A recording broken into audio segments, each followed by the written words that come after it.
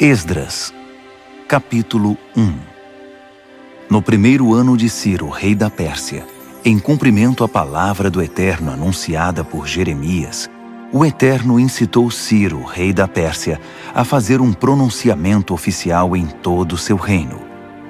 Ele o formulou da seguinte maneira: Decreto de Ciro, rei da Pérsia.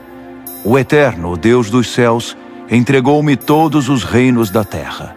Ele também me encarregou de construir um templo de adoração a Ele em Jerusalém de Judá. Todos os que pertencem ao povo do Eterno, sintam-se convocados, e que o Eterno, o seu Deus, esteja com vocês.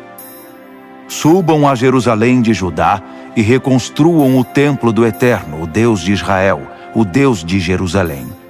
Quem ficar para trás, onde quer que esteja vivendo, ajudará enviando prata, ouro, ferramentas e animais, além das ofertas voluntárias para o templo de Deus em Jerusalém. Os chefes das famílias de Judá e de Benjamim, os sacerdotes e levitas, e todos aqueles que Deus despertou, partiram para reconstruir o templo do Eterno em Jerusalém. Os vizinhos ajudaram, trazendo entusiasticamente prata, ouro, ferramentas, animais, objetos de valor e, acima de tudo, ofertas voluntárias. O rei Ciro também entregou a eles todos os objetos e utensílios do templo do Eterno que Nabucodonosor havia levado de Jerusalém e que estavam no templo dos seus deuses. O rei da Pérsia designou o tesoureiro Mitredate responsável pela transferência. Ele fez um levantamento completo daqueles itens e os entregou a Sesbazar, governador de Judá. Eis a lista: 30 bacias de ouro, 1000 bacias de prata, 29 panelas de prata, 30 tigelas de ouro, 410 tigelas de ouro de segunda linha, 1000 itens variados. Ao todo, Sesbazar levou consigo 5.400 objetos de ouro e de prata quando voltou com os exilados da Babilônia para Jerusalém. Esdras, capítulo 2. Estes são os habitantes da província que retornaram do cativeiro, os exilados que Nabucodonosor, rei da Babilônia, tinha levado cativo. Eles voltaram para Jerusalém e Judá, cada um para sua cidade. Acompanhavam Zorobabel, Jesua, Neemias, Seraías, Reelaías, Mardoqueu, Bilzã, Mispar, Bigvai, Reum e Baaná. Este é o número dos que retornaram, de acordo com sua família de origem. Parós, 2.172. Cefatias, 372. Ara, 775. Paate Moabe, descendentes de Jesua e Joabe, 2.812. Elão, 1.254. Zatu, 945. Zacai, 760. Bani, 642. Bebai, 623. Asgade, 1.222. Adonicão, 666. Bigvai, 2.056. Adim, 454. Ater, descendentes de Ezequias, 98. Bezai, 323. Jora, 112. Rassum, 223. Gibar, 95. Israelitas identificados por lugar de origem: Belém, 123. Netofate, 56. Ananote, 128. Asmavete, 42. Kiriate Jearim, Sefira e Beerote, 743. Ramá e Geba, 621. Micmas, 122. Betel e Ai, 223. Nebo, 52. Magbis, 156. o outro Elão, 1254. Harim, 320. Lode, Hadide e Ono, 725. Jericó, 345. Senaá, 3630. As famílias sacerdotais: Gedaías, descendentes de Jesua, 973. Imer, 1052. Pazur, 1247. Harim, 1017. As famílias dos levitas: Jesua e Cadmiel, descendentes de Rodavias, 74. Os cantores, da descendência de Asaf, 128. Descendentes dos guardas: Salum, Ater, Talmon, Acube, Atita, Sobai, 139. Descendentes dos servidores do templo: Zia, Razufa, Tabaote, Queros, Sia, Padom, Lebana, Hagaba, Acube, Hagabe, Sanlai, Hanã, Gidel, Gaar, Reaías, Rezim, Necoda, Gazão, Uzá, Pazéia, Bezai, Asná, Meunim, Nefuzim, Baquebuque, Racufa, Harur, Baslute, Meida, Harza, Barcos, Císera, Tamá, Nesias e Ratifa. Descendentes dos servos de Salomão: Sotai, Soferete, Peruda, Jaala, Darcom, Gidel, Cefatias, Ratil, Poquerete Razebaim e Ami. O total dos servidores do templo de Salomão eram 392. Estes vieram de Tel-Melá, Tel-Harza, Querube, Adã e Imer, mas não puderam provar que eram descendentes dos israelitas: Delaías, Tobias e Necoda, 652. O mesmo aconteceu com os descendentes dos sacerdotes: Rabaías, Racós e Barzilai, que se casou com uma filha de Barzilai de Gileade e era chamado por esse nome. Eles procuraram os registros da família, mas não os encontraram. Por isso foram impedidos de exercer o trabalho de sacerdote e considerados ritualmente impuros. O governador determinou que eles não poderiam comer do alimento sagrado até que um dos sacerdotes definisse a situação deles por meio do Urim e do Tumim.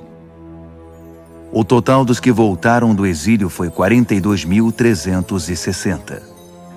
Sem contar os escravos, que totalizavam 7.337. Também havia 200 cantores, que possuíam 736 cavalos, 245 mulas, 435 camelos e 6.720 jumentos. Alguns dos chefes das famílias, ao chegarem ao templo do Eterno em Jerusalém, entregaram ofertas voluntárias para a reconstrução do templo de Deus no lugar original. Eles contribuíram para a construção de acordo com suas possibilidades. O resultado: 500 quilos de ouro, 3 toneladas de prata e 100 vestes sacerdotais. Os sacerdotes, os levitas e algumas pessoas do povo estabeleceram-se em Jerusalém. Os cantores, os guardas e os servidores do templo foram para suas cidades de origem. Todos os israelitas encontraram um lugar para morar. Esdras, capítulo 3. No 7º mês, quando os israelitas se estabeleceram em suas cidades, todo o povo se reuniu em Jerusalém. Jesua, filho de Josadaque, com seus parentes sacerdotes, e Zorobabel, filho de Sealtiel, com seus parentes, começaram o trabalho de construção do altar do Deus de Israel para oferecer as ofertas queimadas, conforme a revelação de Moisés, homem de Deus. Apesar de estarem com medo do que os vizinhos não israelitas pudessem fazer, começaram mesmo assim a erguer o altar sobre os alicerces e a apresentar ofertas queimadas de manhã e à tarde. Também celebraram a festa das cabanas conforme prescrito e apresentaram as ofertas queimadas determinadas para cada dia. Também apresentaram as ofertas dos sábados, da lua nova e das festas sagradas, bem como as ofertas voluntárias ao Eterno. Começaram a oferecer as ofertas queimadas ao Eterno no primeiro dia do 7º mês, apesar de não terem sido lançados ainda os alicerces do templo do Eterno. Eles contribuíram com dinheiro para a contratação de pedreiros e carpinteiros.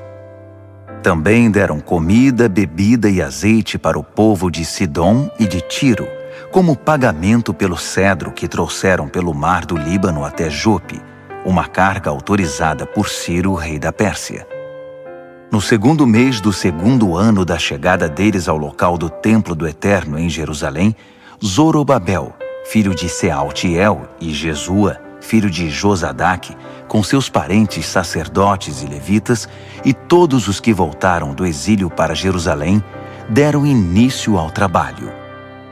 Nomearam os levitas de 20 anos de idade ou mais para supervisionar a reconstrução do templo do Eterno.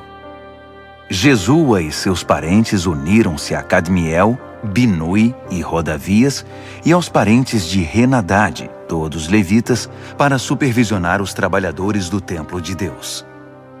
Quando os trabalhadores lançaram os alicerces do templo do Eterno, os sacerdotes, com suas vestimentas, ficaram de pé com as trombetas, e os levitas, descendentes de Asaf, com os símbolos para louvar o Eterno, conforme a tradição de Davi, rei de Israel. Eles cantaram responsivamente ao Eterno com louvores e ações de graças. Sim, Deus é bom. Ah, sim, Ele nunca deixará de amar a Israel. Todo o povo pulou de alegria, louvando ao Eterno, pois os alicerces do templo do Eterno foram lançados. Enquanto a multidão cantava alegremente, muitos dos sacerdotes, levitas e chefes das famílias que tinham visto o primeiro templo choravam incontrolavelmente ao ver os alicerces do novo templo. Era impossível distinguir os sons de alegria do choro. O barulho podia ser ouvido de longe. Esdras, capítulo 4. Os antigos inimigos de Judá e de Benjamim souberam que os exilados estavam reconstruindo o templo do Eterno, o Deus de Israel. Eles vieram conversar com Zorobabel e com os chefes das famílias. Queremos ajudá-los porque também adoramos ao Deus de vocês. Temos oferecido sacrifícios a ele desde que Esar-Hadon, rei da Assíria, nos trouxe para cá. Mas Zorobabel, Jesua e o restante dos chefes das famílias de Israel responderam: de maneira alguma. A construção do templo do nosso Deus não significa a mesma coisa para vocês. Só nós construiremos o templo para o Eterno, o Deus de Israel. Fomos nós que recebemos de Ciro, rei da Pérsia, a incumbência de reconstruí-lo. Depois disso, aqueles homens começaram a fazer de tudo para desanimar o povo de Judá e para amedrontar os trabalhadores.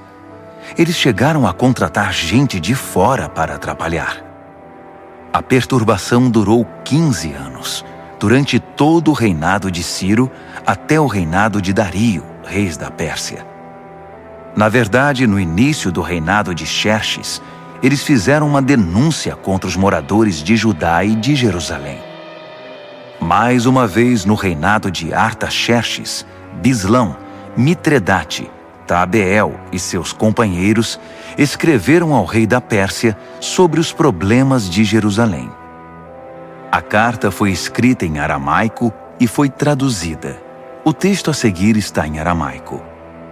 Reum, o oficial no comando, e Sinzai, o secretário, escreveram uma carta contra Jerusalém e Artaxerxes, o rei, como segue: do comandante Reum e do secretário Sinzai e dos seus companheiros, os juízes e os oficiais, sobre o povo de Trípoli, da Pérsia, de Ereque e da Babilônia, os elamitas de Suzã e das demais nações que o poderoso e famoso Assurbanipal deportou e estabeleceu na cidade de Samaria e em outros lugares a oeste do Eufrates.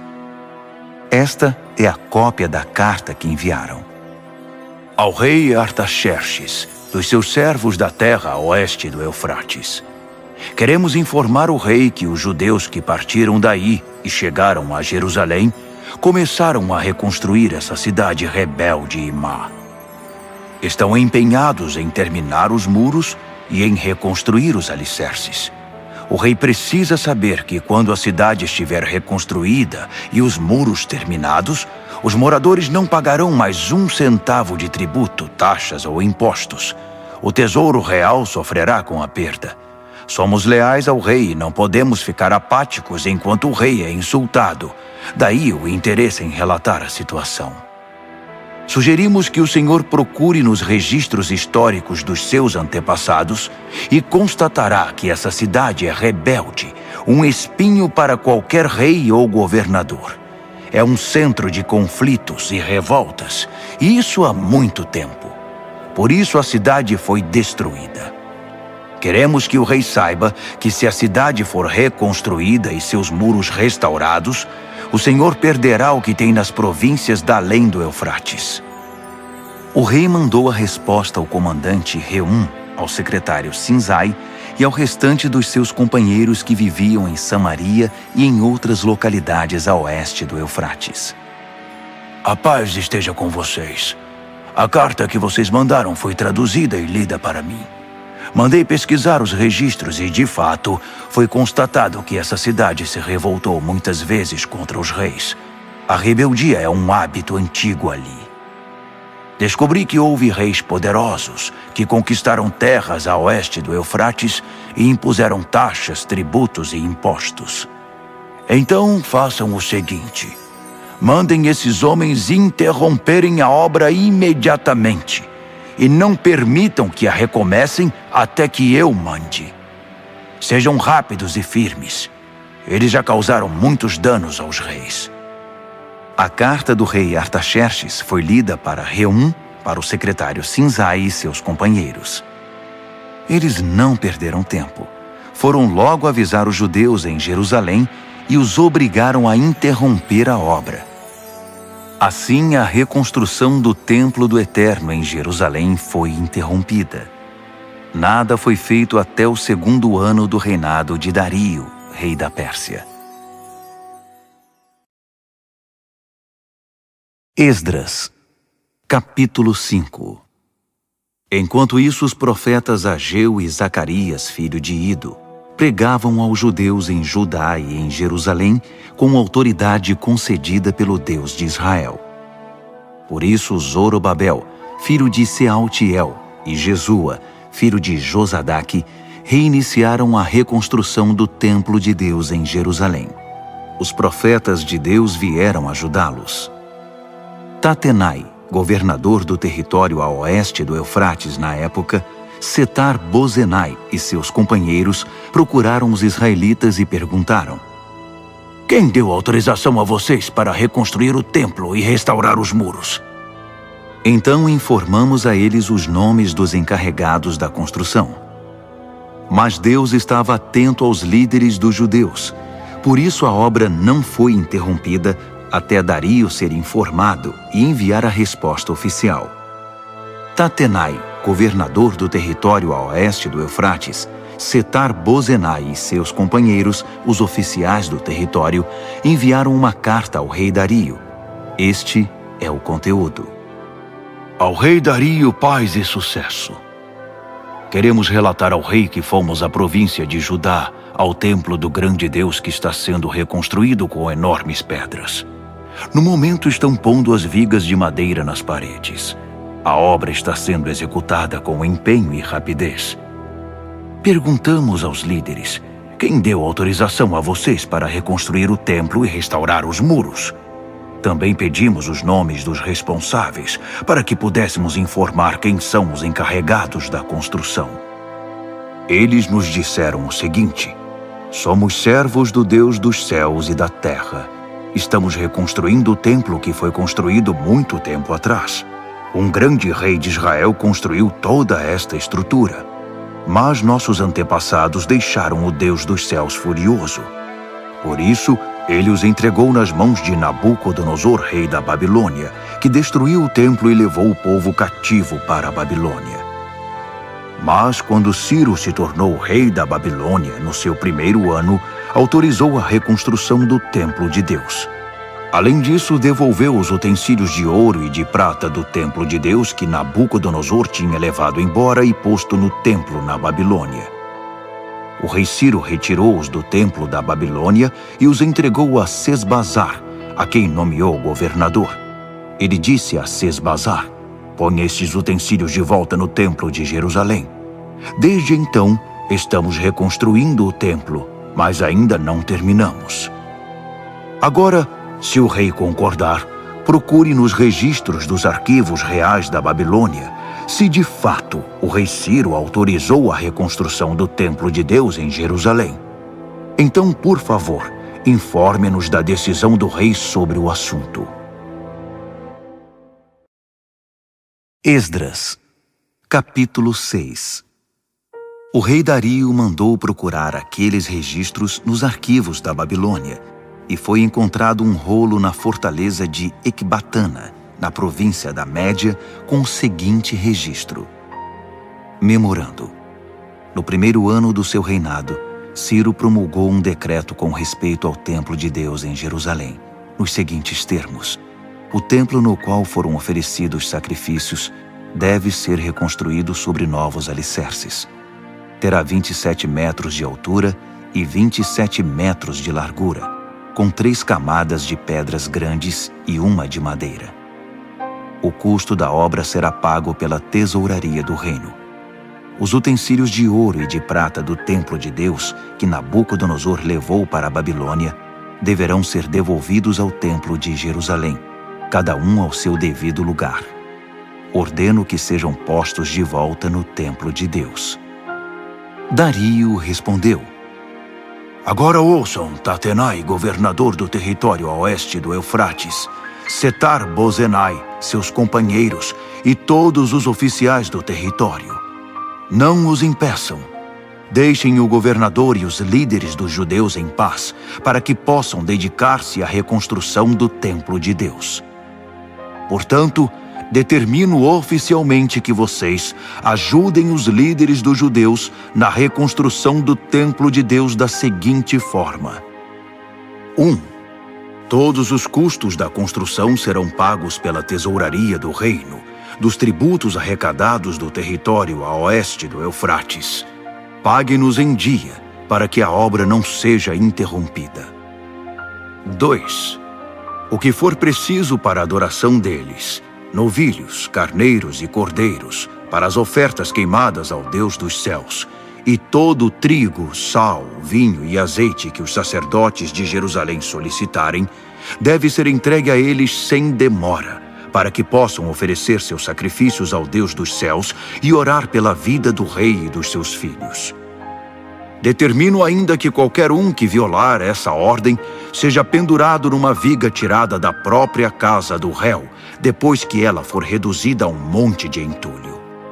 Que o Deus, cujo nome foi posto naquele local, destrua qualquer rei ou povo que ouse desrespeitar esse decreto e destruir o templo de Deus em Jerusalém. Eu, Dario, o decretei.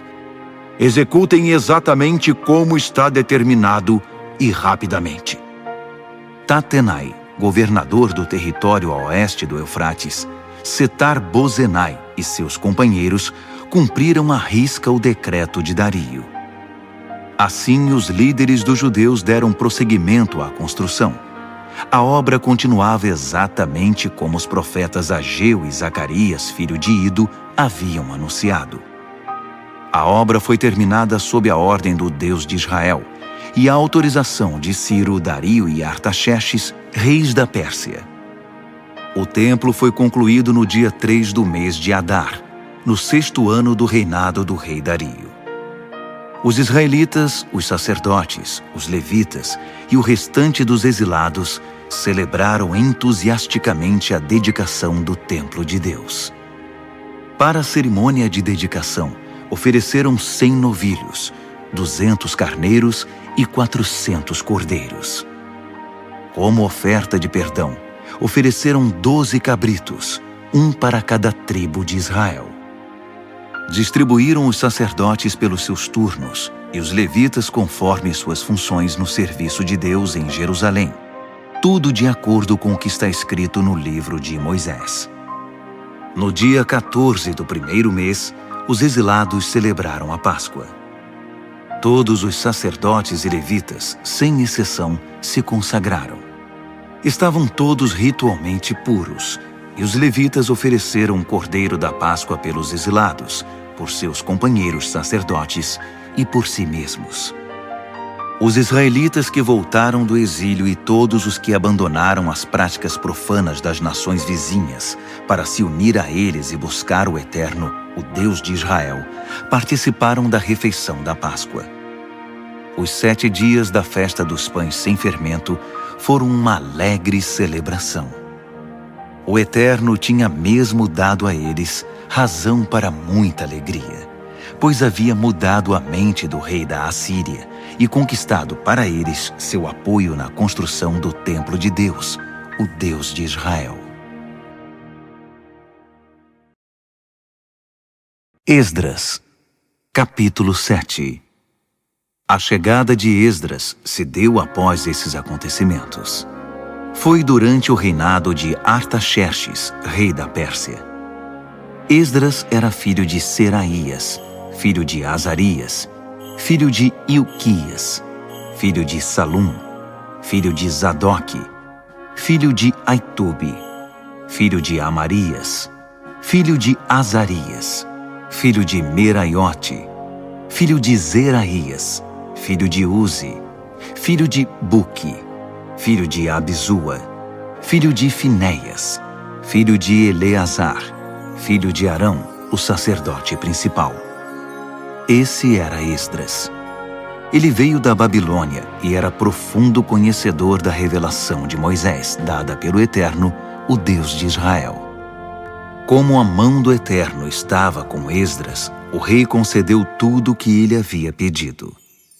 Alguns israelitas, os sacerdotes, os levitas, os cantores, os guardas e os servidores do templo o acompanharam na viagem a Jerusalém, no 7º ano do reinado de Artaxerxes. Eles chegaram no 5º mês daquele ano. Esdras tinha saído da Babilônia no 1º dia do 1º mês, e a chegada a Jerusalém aconteceu no 1º dia do 5º mês, sob a direção protetora de Deus. Esdras dedicou-se a estudar e a praticar a revelação de Deus, e a ensinar aos israelitas as verdades contidas no livro. Esta é a carta que o rei Artaxerxes entregou a Esdras, sacerdote e estudioso, mestre em questões relativas aos ensinamentos do Eterno para Israel. Artaxerxes, rei dos reis, ao sacerdote Esdras, estudioso dos mandamentos do Deus do céu. Paz e sucesso. Estabeleço por meio deste decreto que qualquer israelita cidadão do meu reino que queira subir a Jerusalém, até mesmo os seus sacerdotes e levitas, estão autorizados a ir. Vocês estão sendo enviados pelo rei e seus 7 conselheiros para verificar como está Judá e Jerusalém em relação à obediência ao ensino do seu Deus que vocês estão levando em mãos. Vocês também estão autorizados a levar a prata e o ouro que o rei e os seus conselheiros estão doando para o Deus de Israel, que habita em Jerusalém, e a prata e o ouro arrecadados por meio da contribuição generosa de toda a Babilônia, incluindo a do povo e dos sacerdotes, para o templo do seu Deus em Jerusalém. Utilizem esse dinheiro criteriosamente para comprar bois, carneiros, cordeiros e os ingredientes para as ofertas de cereal e de bebida. Depois, ofereçam-nas sobre o altar do templo do seu Deus em Jerusalém. Fiquem à vontade para utilizar o restante da prata e do ouro naquilo que vocês e seus parentes acharem melhor, conforme a vontade do seu Deus. Entreguem ao Deus de Jerusalém os utensílios que foram devolvidos a vocês para o serviço no templo do seu Deus. Se precisarem de mais alguma coisa para o templo, paguem com os recursos da tesouraria do reino. Eu, o rei Artaxerxes, autorizo solenemente e determino a todos os tesoureiros do território a oeste do Eufrates que forneçam ao sacerdote Esdras, o estudioso dos mandamentos do Deus do céu, tudo de que ele precisar, até a quantia de 3,5 toneladas de prata, 100 tonéis de trigo, 10 barris de vinho, 10 barris de azeite e sal à vontade. Tudo que o Deus dos céus exigir para o templo deve ser entregue sem hesitação, porque o rei e seus filhos arriscariam provocar sua ira.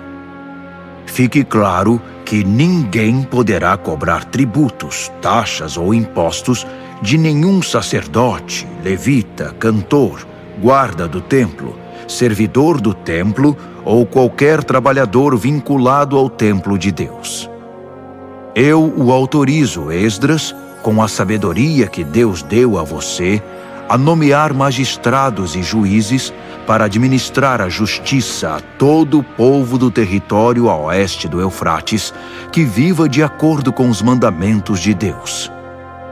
Você tem a missão de ensinar os mandamentos de Deus aos que não os conhecem. Quem não obedecer aos mandamentos do seu Deus e às leis do rei, deve ser imediatamente processado e punido com morte, exílio, multa ou prisão. Bendito seja o Eterno, o Deus de nossos antepassados, que concedeu ao rei o propósito de honrar o templo do Eterno em Jerusalém. Além do mais, Deus fez que o rei e todos os seus conselheiros e oficiais influentes fossem benevolentes para comigo. O Eterno, meu Deus, esteve ao meu lado. Por isso estou pronto para ir. Já organizei a viagem de todos os líderes de Israel que irão me acompanhar. Esdras, capítulo 8. Estes foram os chefes das famílias e os que se alistaram para sair comigo da Babilônia, no reinado do rei Artaxerxes.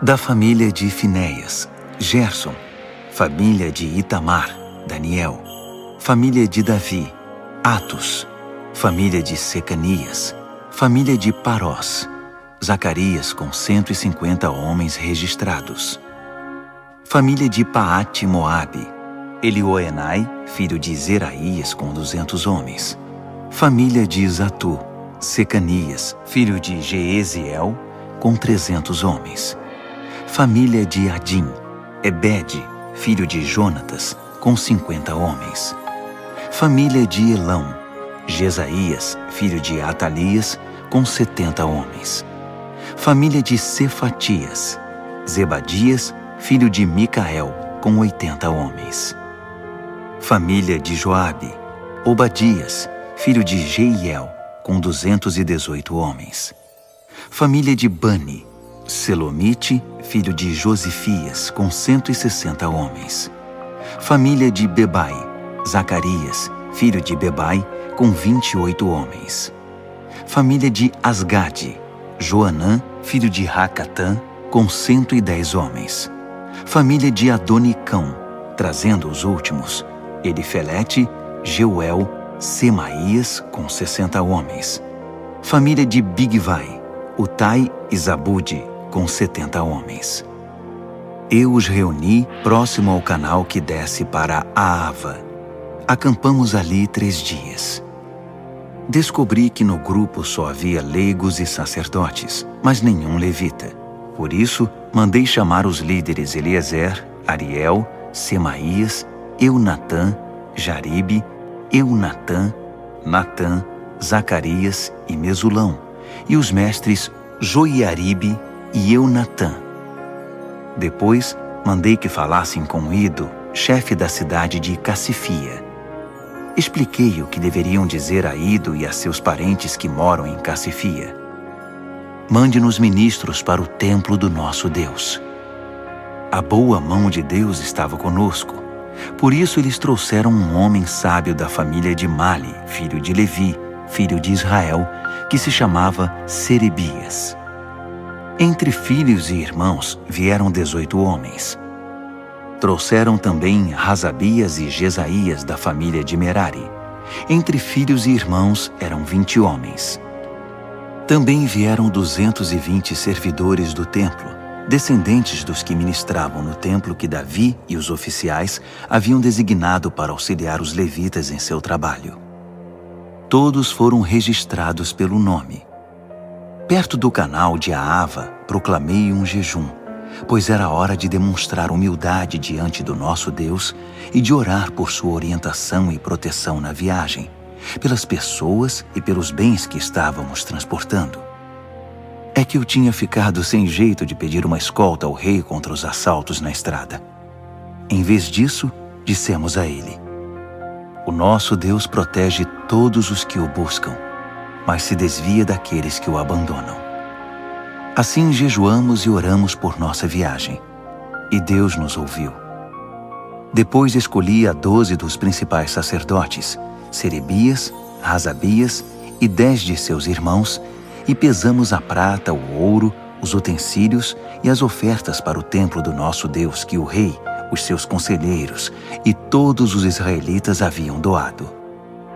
O resultado: 25 toneladas de prata, 100 utensílios de prata no valor de quase 4 toneladas de ouro, 20 tigelas de ouro de 8,5 kg, 2 vasilhas de bronze polido, tão valioso quanto o ouro. Depois da contagem, declarei: vocês e esses utensílios estão consagrados ao Eterno. A prata e o ouro são ofertas voluntárias para o Eterno, o Deus de seus antepassados. Guardem esses objetos até que possam pesá-los no templo do nosso Deus, diante dos sacerdotes, dos levitas e dos chefes das famílias que estão em Jerusalém. Os sacerdotes e os levitas ficaram responsáveis por tudo que foi pesado e entregue a eles e tomaram todas as providências para levá-los ao templo de nosso Deus em Jerusalém. Saímos do canal de Aava no dia 12 do primeiro mês, em direção a Jerusalém. Deus esteve conosco durante toda a viagem e nos protegeu de assaltos e de bandidos nas estradas. Chegamos a Jerusalém e aguardamos 3 dias. No 4º dia, a prata, o ouro e os utensílios foram pesados no templo do nosso Deus e entregues a Meremote, filho do sacerdote Urias. Eleazar, filho de Finéias, estava com ele, além dos levitas Josabade, filho de Jesua, e Noadias, filho de Binuí. Tudo foi contado e pesado, e registraram o peso total. Quando chegaram os exilados, eles ofereceram ofertas queimadas ao Deus de Israel como segue: 12 bois, representando as tribos de Israel, 96 carneiros, 77 cordeiros, 12 cabritos como oferta de perdão. Tudo isso foi oferecido como oferta queimada ao Eterno. Também divulgaram as ordens do rei aos administradores das províncias nomeados no território a oeste do Eufrates, e eles deram todo o apoio ao povo na obra do templo de Deus. Esdras, capítulo 9. Depois de tudo pronto, os líderes vieram conversar comigo. Disseram: o povo de Israel e os sacerdotes e levitas não se separaram dos povos vizinhos, nem das práticas perversas e obscenas dos cananeus, dos heteus, dos fariseus, dos jebuseus, dos amonitas, dos moabitas, dos egípcios e dos amorreus. Eles deram suas filhas em casamento a esses povos, e seus filhos se casaram com as filhas deles. A linhagem santa agora está misturada com esses povos. Os nossos líderes e oficiais foram os primeiros a cometer esse pecado. Quando ouvi isso, rasguei minha roupa, até minha túnica. Arranquei cabelo da cabeça e da barba e me joguei no chão desesperado. Muitos estavam tremendo de medo em virtude do que Deus estava dizendo sobre a traição dos exilados. Eles se reuniram ao meu redor e se sentaram muito aflitos, aguardando o sacrifício da tarde. Na hora do sacrifício, criei coragem. Levantei-me e, com a roupa rasgada e a túnica na altura do joelho, levantei as mãos para o Eterno e orei. Meu Deus, estou tão envergonhado que nem consigo olhar para ti. Nossos pecados são maiores do que nós e nos impedem de enxergar. Nossa culpa chegou até o céu. Estamos atolados em culpa desde os tempos de nossos antepassados. Por causa do nosso pecado, nós, nossos reis e sacerdotes, fomos entregues a reis estrangeiros para sermos mortos, levados cativos, saqueados e envergonhados, como acontece hoje. Agora, por um breve momento, o Eterno, nosso Deus, permitiu que alguns de nós escapassem e pisassem de novo este santo lugar. Assim fez nossos olhos brilharem e aliviou um pouco o nosso sofrimento. Éramos escravos. Mesmo assim, o nosso Deus não nos abandonou. Ele nos fez obter o favor dos reis da Pérsia e nos tem dado coragem para reconstruir o templo do nosso Deus, restaurar suas ruínas e construir um muro de defesa para Judá e Jerusalém. Agora, ó Deus, depois de tudo isso, o que podemos dizer? Pois desprezamos os teus mandamentos, que nos deste por meio dos teus servos, os profetas. Eles nos disseram: a terra que vocês vão possuir está poluída, entulhada com a perversidade do povo que vive ali. Eles a contaminaram com suas práticas abomináveis. Por isso, jamais entreguem suas filhas em casamento aos filhos daqueles povos, nem deixem que as filhas deles se casem com seus filhos. Não permitam que esses povos se sintam à vontade no meio de vocês. Não se envolvam com eles, nem se tornem amigos deles, para que vocês se tornem um povo forte, ganhem bastante dinheiro e deixem um patrimônio razoável para os filhos. Depois de tudo isso que sofremos, por causa de nossos erros e da culpa que acumulamos, ainda que o castigo tenha sido muito menor que o merecido, porque tu nos livraste da opressão, estamos outra vez quebrando os teus mandamentos. Nossos filhos estão se casando com pessoas que praticam perversidades. Não seria isso motivo para que elimines este povo, sem deixar um único remanescente, sem dar a ninguém a chance de escapar? Tu és o Deus justo de Israel.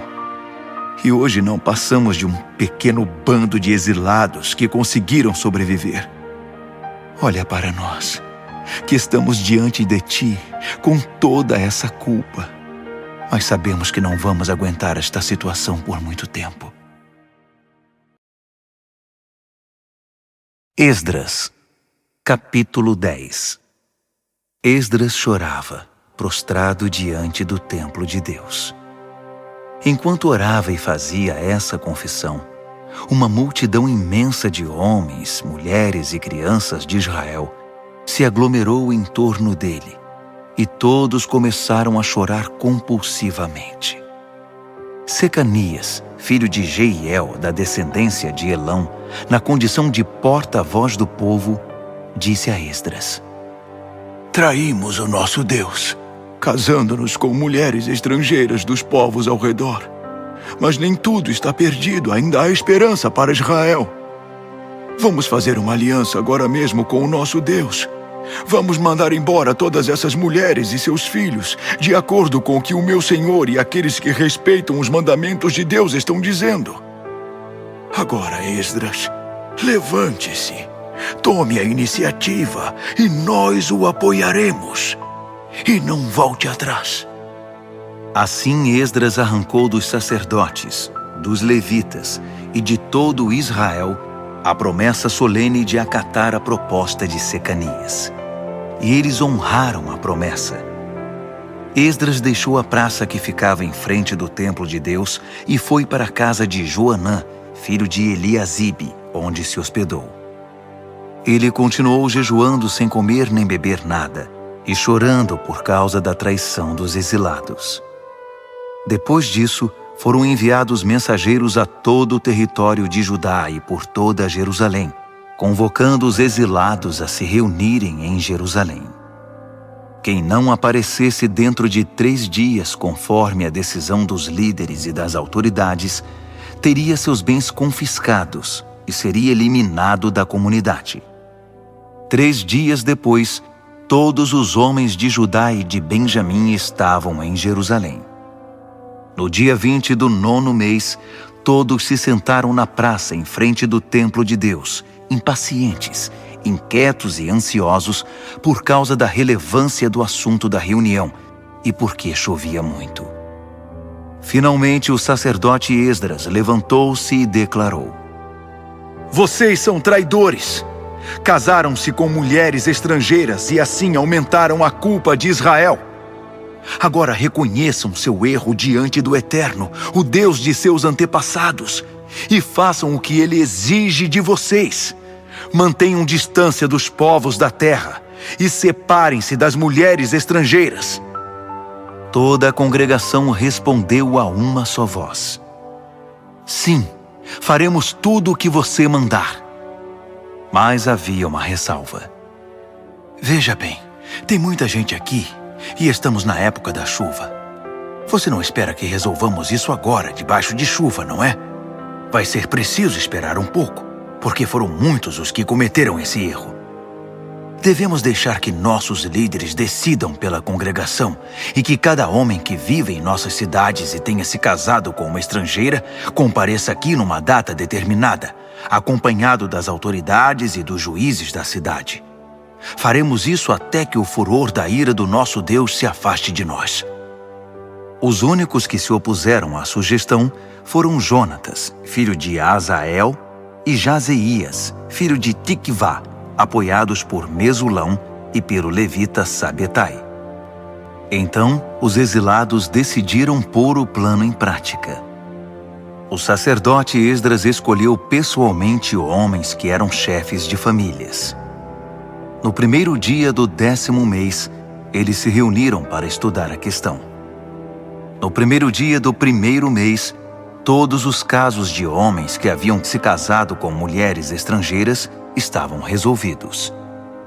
Entre as famílias dos sacerdotes, os que se casaram com mulheres estrangeiras foram: da família de Jesua, filho de Josadaque e seus irmãos, Maazéias, Eliezer, Jaribe e Gedalias.